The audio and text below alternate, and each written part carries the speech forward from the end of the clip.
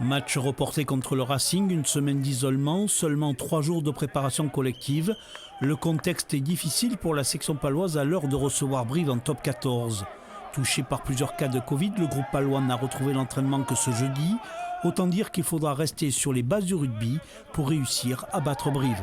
Il y a une semaine qui n'a pas été préparée, courue, combattue. Ça, c'est un inconvénient. Maintenant, notre métier, notre obsession, c'est de faire fi de ces inconvénients et tout optimiser sur les secondes qu'on a disponibles avant dimanche 14h. Et compter sur nous pour optimiser beaucoup de choses. C'est pas parce qu'on fait pas une semaine d'entraînement qu'on peut pas faire un grand match, quoi. Du coup, c'est là où il faut montrer notre cohésion de groupe et faire un gros match, quoi. Gagner.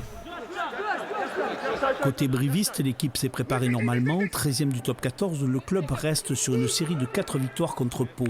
Ce dimanche, palois comme brivistes aligneront 23 joueurs. Le nouveau protocole de la Ligue prévoit 15 professionnels minimum après les derniers tests pour maintenir la rencontre. Pau, c'est une très bonne équipe. Leur attaque, chaque semaine, ça devient de plus en plus performant. Ils ont perdu en challenge avec une équipe qui était un peu remanée contre le London Irish.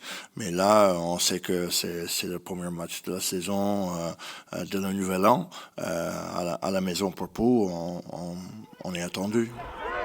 À Pau, on note le retour de l'ouvreur arrière Zach Henry, un groupe où figure également l'expérimenté Daniel Ramsey. Des joueurs qui devront aider la section paloise à battre Brive, histoire d'éclairer la nouvelle année.